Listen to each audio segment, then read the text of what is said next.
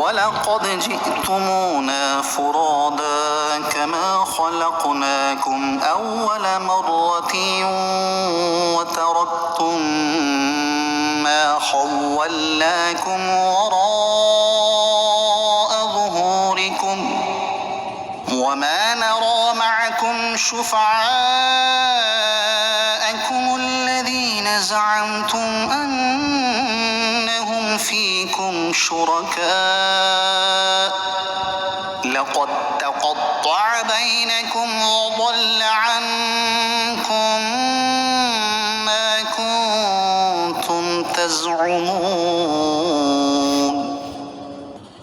اور بے شک تم ہمارے پاس اکیلے آئے جیسا ہم نے تمہیں پہلی مرتبہ پیدا کیا تھا، اور تم اپنے پیچھے وہ سب مال و متاع چھوڑ آئے جو ہم نے تمہیں دیا تھا، اور آج ہم تمہارے ساتھ تمہارے ان سفارشیوں کو نہیں دیکھتے جنہیں تم گمان کرتے تھے کہ وہ تم میں ہمارے شریک ہیں۔ بے شک تمہارے درمیان جدائی ہو گئی اور تم سے وہ غائب ہو گئے جن کے معبود ہونے کا تم دعویٰ کرتے تھے۔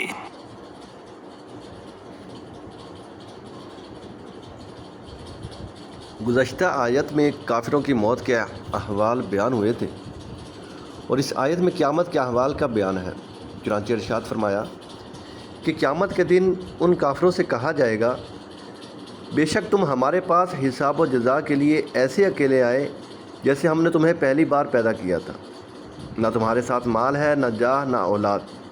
جن کی محبت میں تم عمر بھر گرفتار رہے، اور نہ بت جنہیں پوجتے رہے۔ آج ان میں سے کوئی تمہارے کام نہ آیا، بلکہ تم وہ سب مال و متاع اپنے پیچھے چھوڑ آئے جو ہم نے تمہیں دیا تھا، اور آج ہم تمہارے ساتھ تمہارے ان سفارشوں کو نہیں دیکھتے جنہیں تم گمان کرتے تھے کہ وہ تمہارے عبادت کرنے میں ہمارے شریک ہیں۔ بے شک تمہارے درمیان جدائی ہو گئی اور تم سے وہ بت غائب ہو گئے جن کا معبود ہونے کا تم دعویٰ کرتے تھے۔ یاد رہے کہ مرنے کے بعد انسان قبر میں اکیلا ہوگا، اور دنیا کے مال و متاع، اہل و عیال، عزیز رشتہ دار اور دوست احباب میں سے کوئی بھی اس کے ساتھ قبر میں نہ جائے گا، بلکہ یہ سب اسے قبر کے طریق گڑھے میں تنہا اور اکیلا چھوڑ کر چلے جائیں گے۔ اسی طرح میدان حشر میں بھی انسان